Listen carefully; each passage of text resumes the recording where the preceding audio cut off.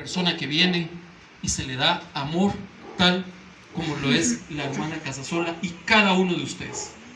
Porque se siente así, se siente tan fuerte.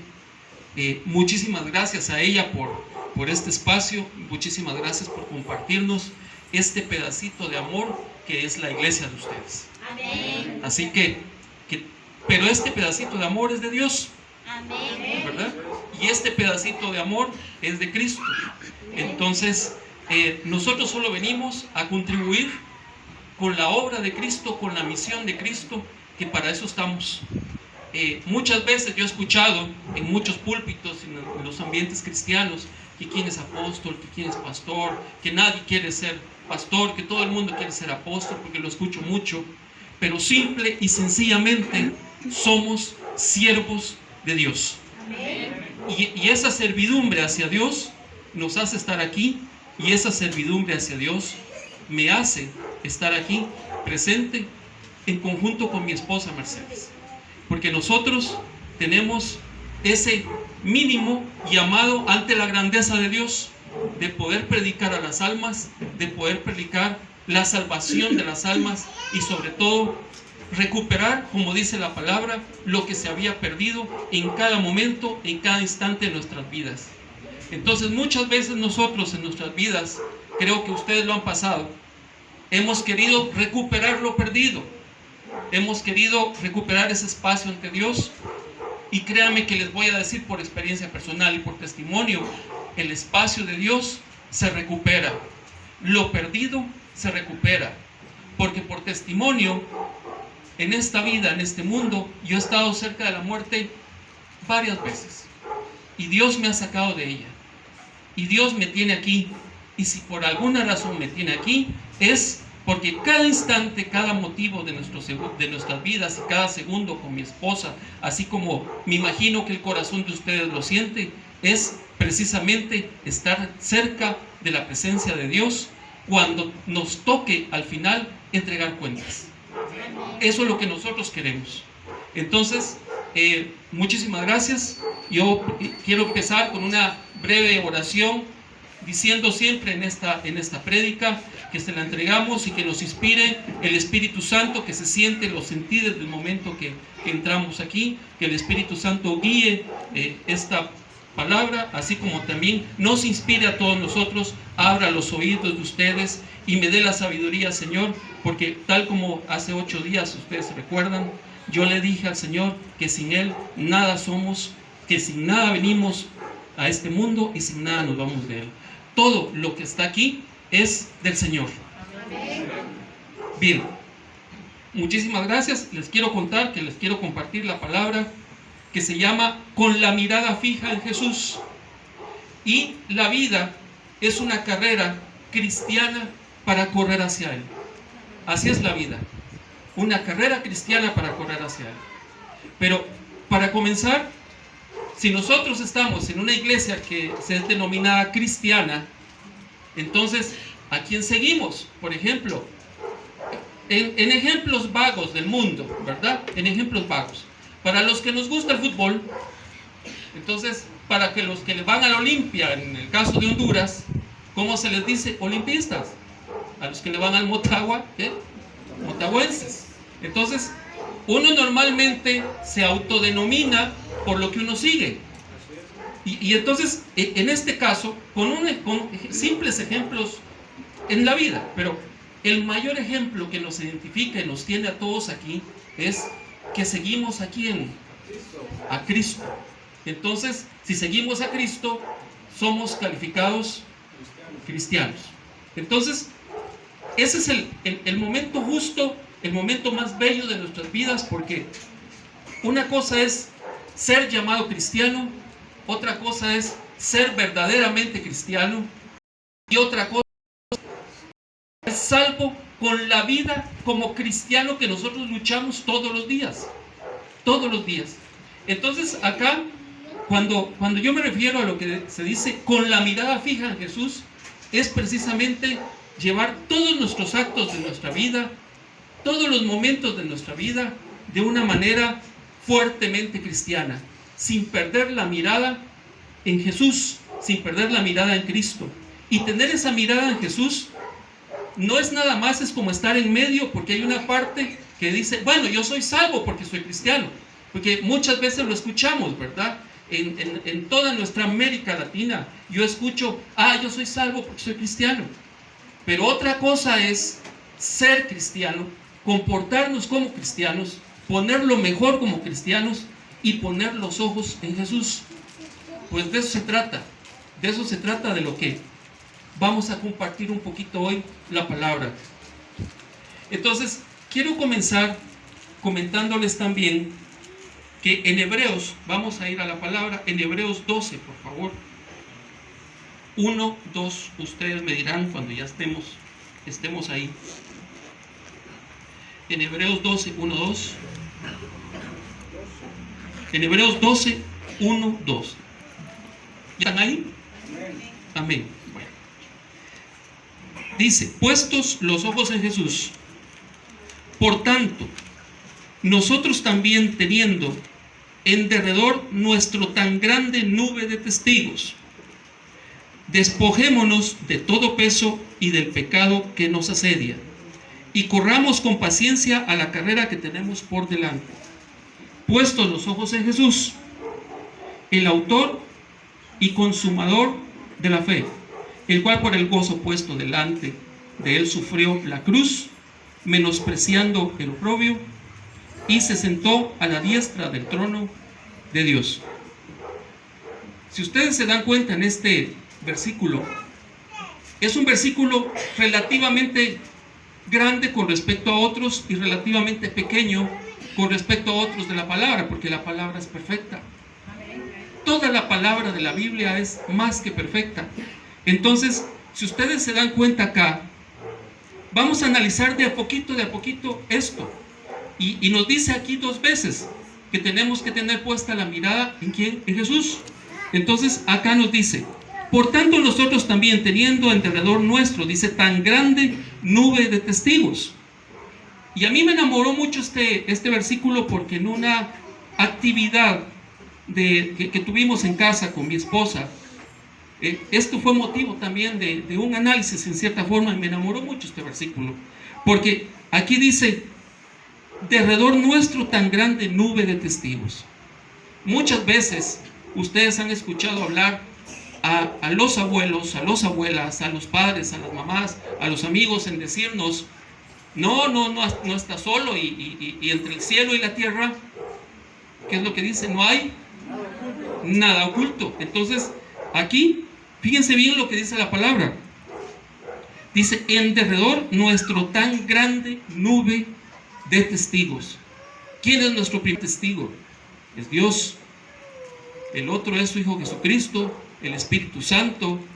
También lo es los ángeles, que son testigos de todo lo que hacemos. Es decir, aunque estemos relativamente solos, pero solos no estamos. Está el Señor, está Dios con nosotros. Entonces, y lo peor de todo es que también es testigo el enemigo también. Fíjense bien, o sea, también el enemigo es testigo, el acusador, ¿verdad? Como lo dice la palabra, él es testigo. Entonces, y en cierta manera, de ahí viene lo que normalmente nosotros escuchamos, que entre el cielo y la tierra no hay nada oculto. Entonces, y puesto que está aquí en la palabra, dice que hay una gran nube de testigos, entonces nosotros, como cristianos, ¿qué es lo que tenemos que hacer? Despojarnos de todo peso y del pecado que nos asedia, porque si no, no vamos a estar tranquilos nunca. Entonces, luego vengo yo a preguntar aquí, donde nos dice peso y pecado, no es lo mismo. Peso y pecado no es lo mismo.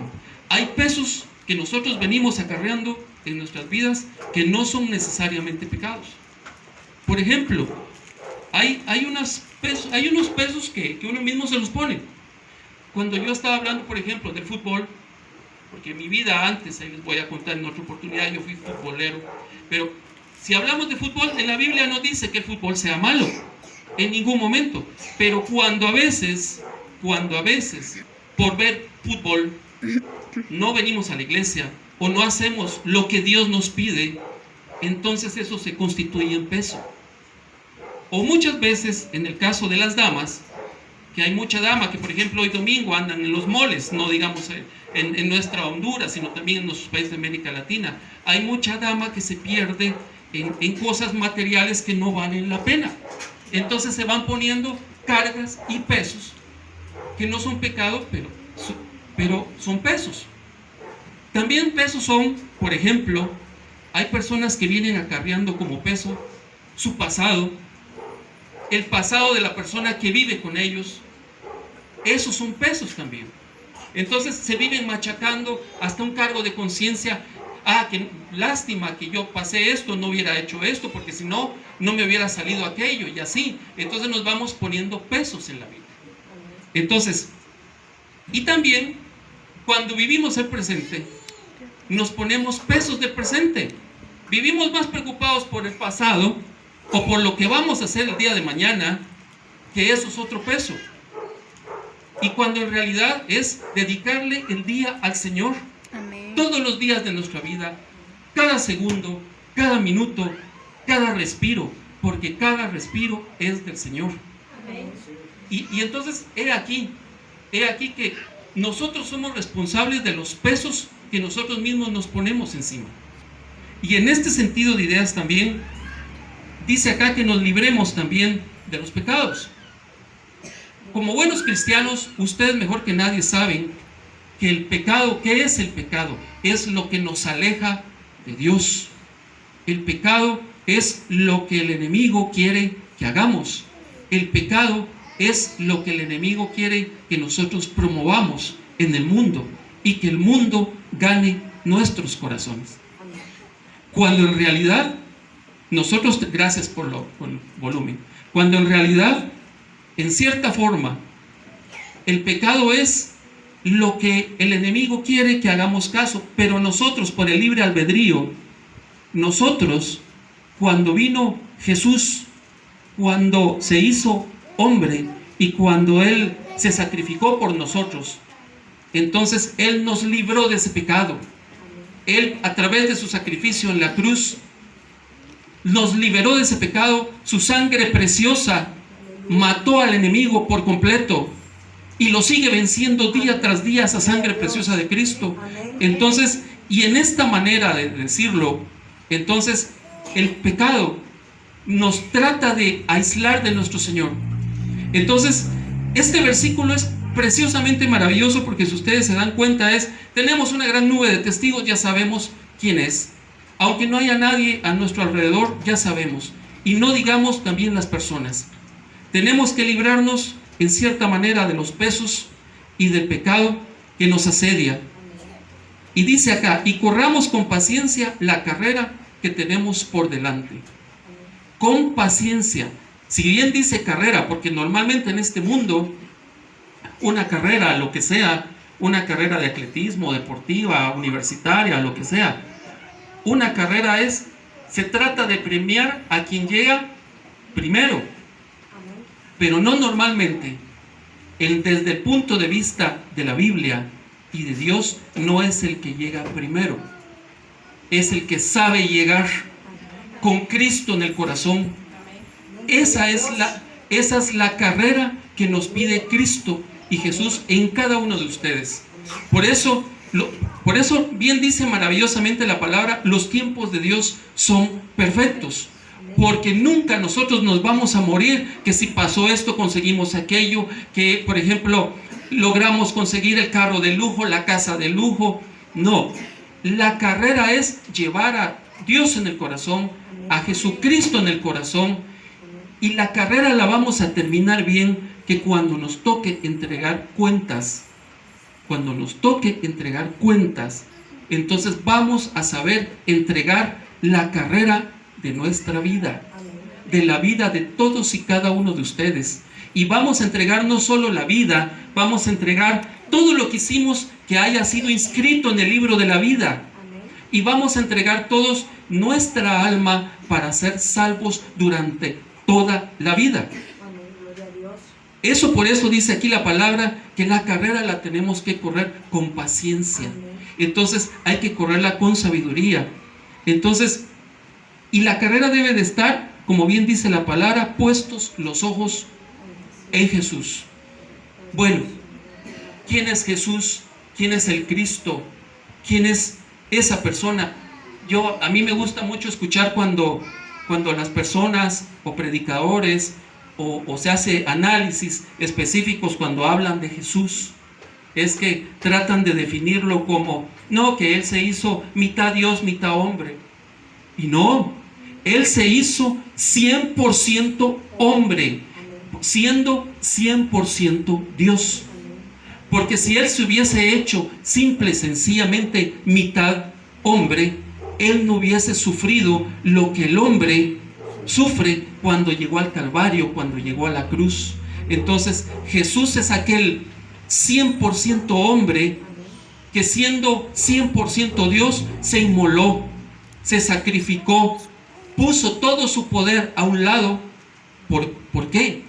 Por salvar a toda la humanidad, a sus hermanos, y todos los que somos nosotros, a todos los que ya habían nacido, a todos los que estábamos por nacer y a todos los que están por nacer, porque Él conoce nuestros corazones desde antes de nacimiento, desde que estamos concebidos en nuestras madres, desde que nacemos, Él ya sabe para lo cual nosotros hemos venido destinados a ser.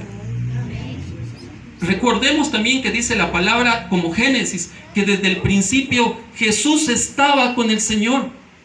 El Señor ya viene desde antes con Dios. Por eso se habla de aquella potestad increíble que habla la Biblia, de que es el mismo de ayer, el de hoy y el de siempre, porque siempre va a estar con nosotros. Entonces es Jesús, este Jesucristo que pasó por todo, y lo resumo de esta manera. Cuando nos ponemos a estudiar la palabra, especialmente el Nuevo Testamento, y me gusta mucho leer cuando dice Antiguo y Nuevo Testamento. Lo antiguo es lo antiguo, lo nuevo es lo nuevo. ¿Y saben por qué se habla así? Sin desmeritar el Antiguo Testamento, porque el Antiguo Testamento es la base de todo. Y lo que hizo Jesús fue hacer un Nuevo Testamento para reafirmar las promesas del Padre. En el Antiguo Testamento Dios utilizó a muchos profetas. En el Nuevo Testamento Dios utilizó a su propio Hijo como protagonista principal. Cambió la historia al punto que hasta nuestro calendario se basa en torno a antes de Jesucristo, después de Jesucristo, así es como se computan las fechas. Entonces, cuando aparece Cristo en este mundo, Él enfatiza básicamente que cada uno de ustedes, en el corazón de cada uno de ustedes, nos hizo salvos, porque en la cruz venció la muerte. Y cuando en la cruz venció a la muerte, es por eso que aquí bien dice el versículo, dice, puesto los ojos en Jesús, dice, el autor y el consumador de la fe. El autor significa que creó la fe, el autor de la fe. Y como creó la fe, la vino a cimentar más todavía en el Padre, a través de su propia vida. Y como Jesús vino a cumplir las promesas del Antiguo Testamento, lo vino a consumar, es el consumador de la fe. Y por eso tiene el entendido. A mí me gusta mucho, y lo platicamos con mi esposa en casa, lo platicamos cuando podemos. Me gusta mucho hablar de que la Biblia no solo es el libro de la vida, la Biblia es el libro perfecto, que todo está íntimamente relacionado y no hay versículo que contradiga versículo. Todo está concatenado, todo está completamente relacionado. Y cuando aquí dice que Jesús es el consumador de la fe, consumió. Hay mucho documento que habla, e incluso la propia Biblia. Hay un documento donde nos dice la palabra que Jesús, antes de morir en este mundo para vencer a la muerte, Él le dio cuentas a su Padre. Jesús, también siendo 100% humano, corrió la carrera de su vida humana. Él, siendo crucificado con mucho dolor, con su sangre cayendo, Jesús dijo, consumado es. Y ahí fue donde Él venció al decir, Padre, consumado es, te estoy entregando mi vida, te estoy entregando mi vida por mis hermanos. Eso significa que el diablo, el demonio, el enemigo y todos los que a él le son obedientes fracasaron. Y no solo fracasaron en ese momento, fracasaron toda la vida y todo el tiempo y todo el espacio hacia la eternidad, que Dios Padre, hubo un fracaso completo. Entonces, y ahí, a través de ahí, consumado es. Y ese consumado es que abrió unas puertas del cielo. Porque al abrir las puertas del cielo de Dios hacia nosotros, sus hijos, porque antes, después de lo que pasó en Génesis, se le quitó autoridad al hombre, fue expulsado, se le cerraron incluso los libros de la vida, se le cerraron el árbol de la vida, se le cerró, fue expulsado. Y fue a través del sacrificio de Jesús que se nos abrieron las puertas del cielo. ¿Y cómo se nos abrieron entonces esas puertas? Es que a través de ese sacrificio de su Hijo Jesucristo, por eso lo exaltamos en cada altar, por eso hablamos de Jesús en cada altar, por eso hablamos de que en cierta manera nosotros le debemos desde lo mínimo que respiramos hasta lo último que pensamos a Jesús y a Dios. Entonces, y al abrirnos las puertas de la vida, he ahí, básicamente, recuperó una cosa que se llama legitimidad de ser hijos de Dios. Amén. Y al tener esa legitimidad de ser hijos de Dios, al tenerla aquí, entonces nos sigue abriendo otra puerta. Aleluya. Y esa otra puerta, ¿qué significa? Que Jesús aparece a sus apóstoles después, ya resucitado, y les dice: yo les prometí, según la palabra, y les dejo a mi consolador. Entonces también abrió la puerta del cielo en tener un representante de Dios con nosotros. Y miren qué privilegio tenemos. Cuando yo me puse aquí a empezar a hablar, no hay palabras para describir. Uno de ser humano quisiera decir momento maravilloso, precioso, grandioso. No hay palabras para describir.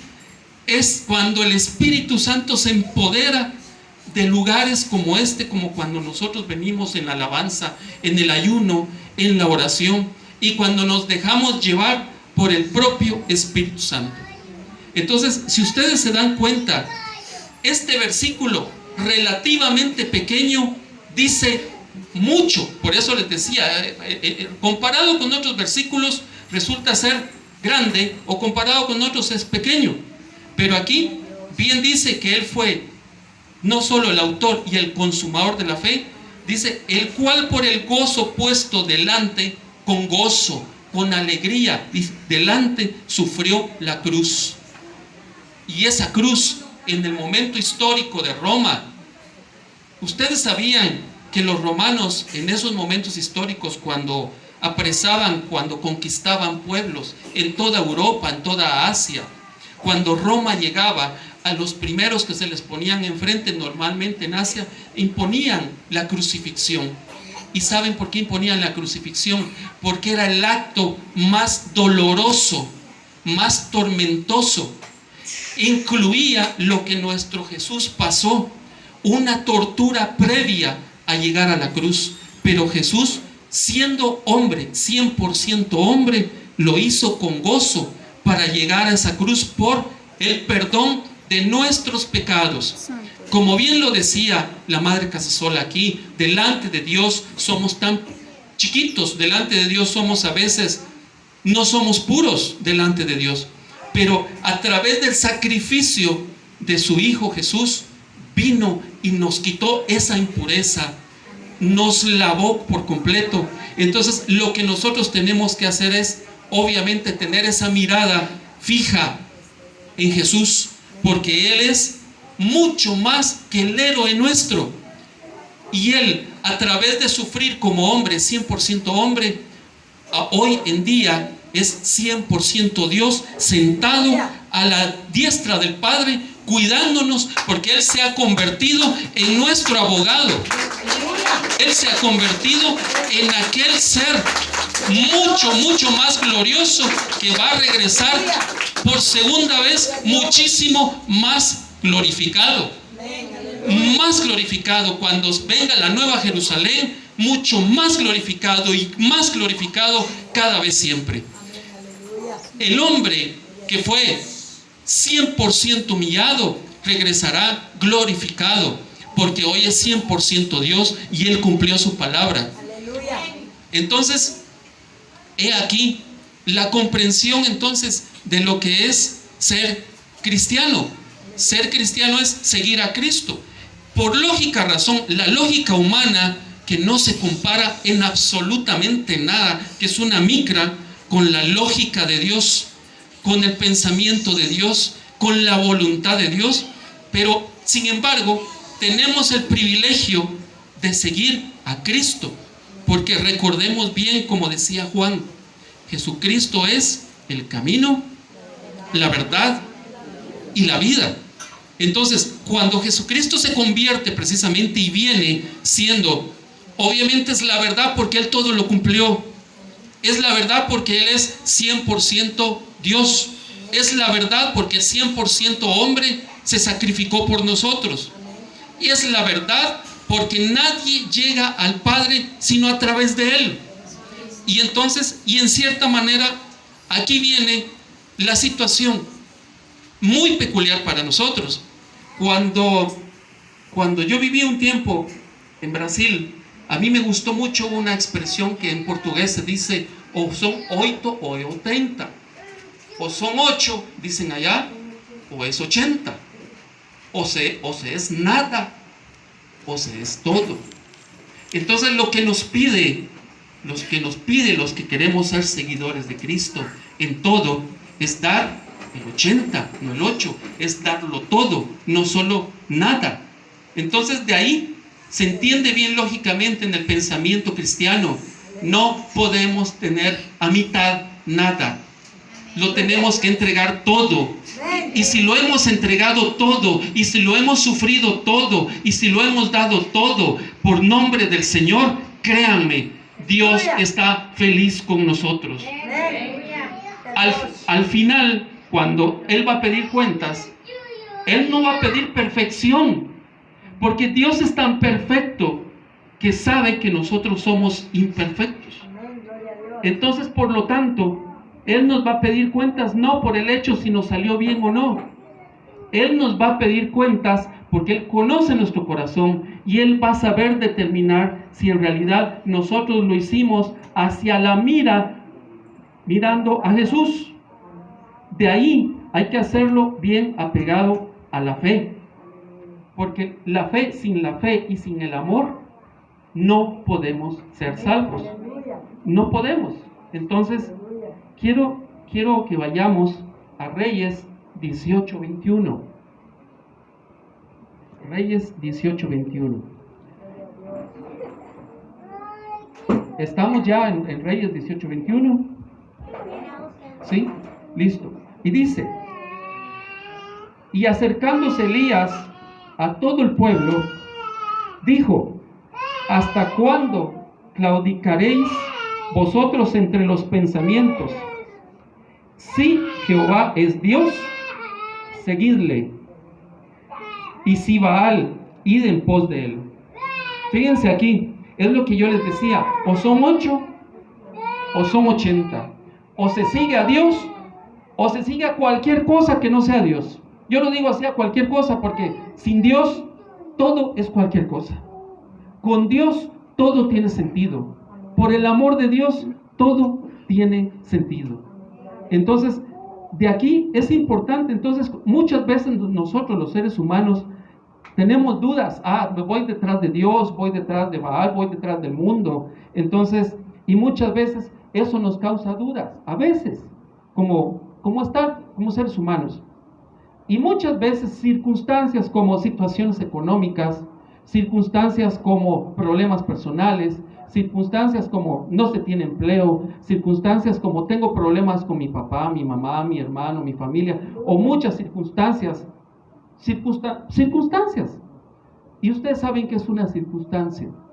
Una circunstancia se define como un momento temporal. Y Dios es definitivo. Dios es para siempre. Entonces, muchas veces los seres humanos dudan a través de circunstancias difíciles. Entonces se ponen hacia medias, o busco a Dios, o busco a Baal, busco al mundo, o sea, lo que sea. Y eso nos da la idea lógica de que por qué se retrasan los procesos que uno vive esperando. Porque los procesos que uno vive esperando es no porque Dios no tenga poder, lo tiene. Es por la duda de nosotros. Entonces, ¿y cómo hacemos que los procesos se adelanten? ¿Cómo hacemos que la palabra, porque Dios es un Dios de pacto que lo cumple todo? Cuando Él ve nuestro corazón, entonces, ¿qué hace que se adelanten los procesos? Hace de que nosotros tengamos fe. Fe en su Hijo Jesucristo. Fe en el propio Señor. Entonces, en el propio Dios. Vamos a ir a Proverbios 4, 23, 27. Aleluya. Y en Proverbios 4, 23, 27 nos dice, ¿ya lo encontraron? Ustedes me dirán. Bueno, dice, sobre toda cosa guardada, guarda tu corazón. Y ustedes saben por qué seguramente Dios le pide a uno que uno lo guarde en el corazón primero, y luego dice que cualquier cosa que sale de la boca es reflejo del corazón. ¿Qué función tiene el corazón en el cuerpo humano? Bombea. Sin ese movimiento de corazón, nuestros dedos, nuestro cerebro no irriga sangre. Entonces, lo que nos da a entender aquí es que todo lo alberguemos en el corazón para que se constituya en todo nuestro ser. Entonces, sobre toda cosa guardada, guarda tu corazón, porque de él mana la vida. Aparta de ti la perversidad de la boca, y aleja de ti la iniquidad de los labios. Tus ojos miren lo recto, y diríjanse tus párpados hacia lo que tienes delante. No para atrás, mire lo que tienes delante. Examina la senda de tus pies, y todos tus caminos sean rectos. No te desvíes a la derecha ni a la izquierda. O sea, la mirada puesta en el Señor, ¿verdad? Aparta tu pie del mal. Y aquí la palabra es tan perfectamente bien elaborada y bien construida que todo lo vuelvo a repetir, todo lo del Antiguo Testamento se encaja con lo del Nuevo Testamento. Todo tiene un encaje. Y aquí, si nosotros encontramos también, si vemos acá esta palabra, bien nos dice, si nosotros hacemos todo esto hay obediencia. Cuando hay obediencia a Dios, cuando hay obediencia a Jesús, entonces cuando hay obediencia a la ley, a la palabra, a todo lo correcto, nosotros no vamos a tener problema. Es ahí donde tenemos la verdadera puesta fija la mirada hacia Jesús. Por lo tanto, somos salvos y nuestra mirada va a estar siempre hacia Jesús y no hacia el mundo. Bien lo dice la palabra, ¿verdad? Es más grande el que está arriba de lo que está en el mundo. Y como es muchísimo más grande, no podemos quedar ciegos a perder la mirada a Jesús. Por muy difícil que sea, hay que ser guerreros, hay que ser luchadores, guerreros en lo material, guerreros en el mundo y guerreros en lo espiritual. En esta iglesia se siente esa guerra espiritual en contra de todo el mal de una manera increíble que ustedes no se imaginan. Se siente fuertemente por la gracia de Dios. ¿Y eso es por qué? Porque por la gracia de Dios podemos ejercer esa guerra, porque su Hijo Jesucristo murió por eso. Él nos dotó de la posibilidad de hacerlo. Entonces, y por esa gracia de Dios se da esta carrera. Nosotros tenemos acá, en esta palabra, lo tenemos todo. Cuando yo comencé, y les voy a comentar un poquito un testimonio, cuando yo comencé a leer esta palabra, antes, yo siendo muy joven, la leía porque la leía como un libro, respetaba. Yo decía, es la palabra de Dios, es un libro, es el libro de Dios, es la palabra de Dios. Y la leí como 3 veces, 4 veces completa. Muchísimas gracias. 3 o 4 veces completa. Entré a la universidad y estudiando en la universidad, pues me dediqué a estudiar una carrera que yo no quería estudiar y terminé estudiando Derecho en la Universidad San Carlos de Guatemala. Y estudiando Derecho en la Universidad San Carlos de Guatemala, después me dediqué a trabajar mucho porque en una investigación en derechos humanos que hicimos con las Naciones Unidas, y trabajamos mucho con otros organismos de América Latina, y de pronto me tocó viajar y me tocó conocer los problemas de nuestros países de América Latina, y yo seguía viendo este libro como el libro de Dios, así, el libro de Dios, y seguía el libro de Dios. Y llegó un momento que me tocó hacer unos trabajos por los derechos humanos, y casi que pierdo la vida por eso, casi que la pierdo. Y llegó un momento en mi país donde me mandan a llamar al Palacio de Gobierno y me dicen: mire, usted va a ser embajador de la paz para toda América Latina. Y me reconocen, y yo de sorpresa llego, me siento en el Palacio de Gobierno, me lo ponen ahí. Bueno, mi vida seguía pasando como una cuestión. La Biblia es el libro de Dios nada más. Y les quiero decir esto. Cuando yo conocí la Biblia a través de las experiencias que tuve, porque aquí en Honduras yo casi que fallezco hace como 1 año, 3 meses, porque me operaron en el Hospital Escuela. Me hicieron una cirugía en el cerebro, donde todos los médicos hablaban, donde todos decían que a lo mejor o yo fallecía, y si yo sobrevivía, estaba mi esposa esperando la cirugía, y si yo sobrevivía, que a lo mejor yo iba a quedar un poco trastornado mentalmente. Miren, antes de despertar, vi una luz maravillosa de Dios, una luz fuertemente, una luz que ahorita públicamente sí lo puedo decir porque es el momento oportuno de hacerlo. Alguien me dijo: no, es la luz que en el espacio donde lo obtenían, es la luz del ambiente. No, era una luz tan fuerte, pero muy fuerte, que ahí sentí estas palabras que me dijeron: vas a estar de nuevo para mí. Y abro los ojos y empiezan a hablar conmigo, y los médicos sorprendidos le dicen a mi esposa, le empiezan a comentar que yo fui un milagro porque yo hablaba, yo decía, discernía, y al día siguiente de mi cirugía yo salí caminando del hospital. Al día siguiente. Sí. Santo es el Señor, como dice la hermana.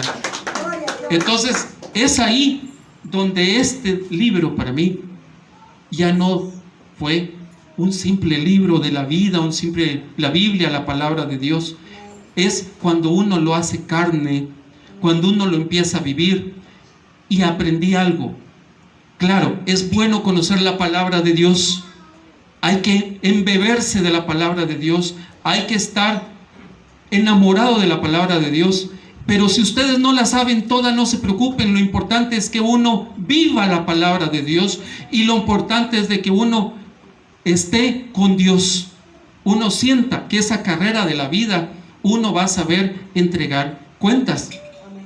Y acá en Filipenses 13-14 uno descubre que esa vida hacia Jesús es el premio supremo, como dice la palabra, como dice Hebreos, es el premio supremo. Pero acá en Filipenses 13-14 nos dice, hermanos, yo mismo no pretendo haberlo ya alcanzado, pero una cosa hago, fíjense, pero una cosa hago, olvidando ciertamente lo que queda atrás. Recordémonos que siendo cristiano, lo nuevo es lo que prevalece y lo viejo queda atrás. Y extendiéndome a lo que está por delante, y prosigo a la meta. ¿Y cuál es la meta? Lo que dice la palabra: al premio del supremo llamado de Dios. Fíjense bien, al premio del supremo llamado de Dios.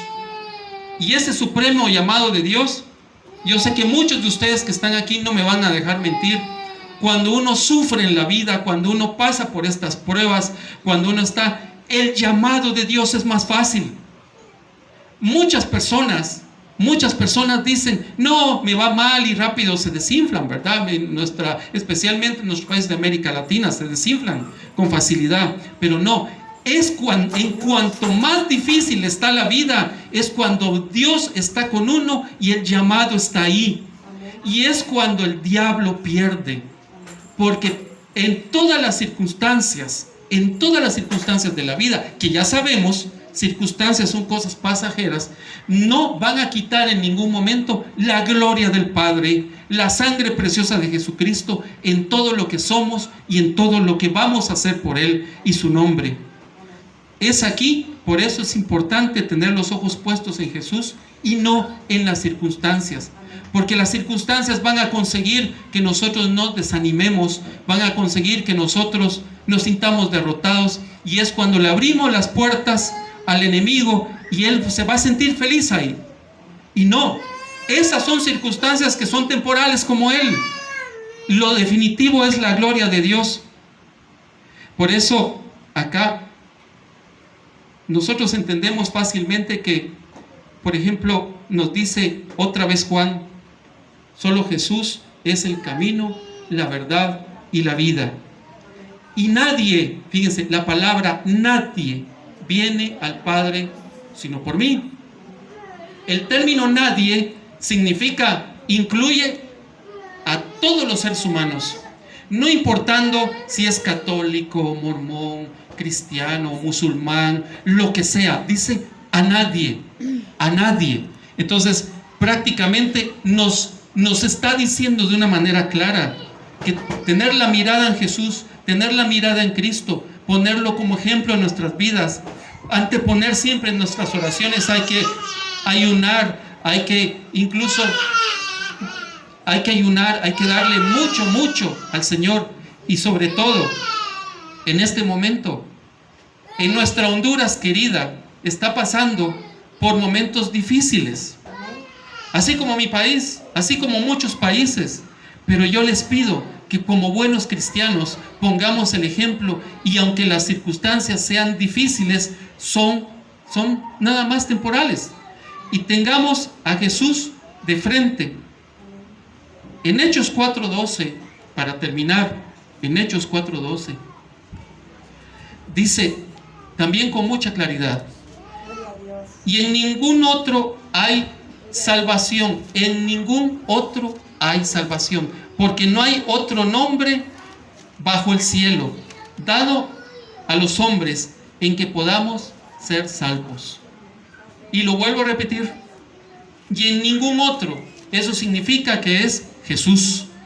En ningún otro, nadie más, solo Jesús. Dice, hay salvación, porque no hay otro nombre bajo el cielo dado a los hombres en que podamos ser salvos. Y aquí es lo más bonito de lo cual nosotros estamos en esta iglesia. Es lo más bello cuando se le adora, cuando se le hace alabanza.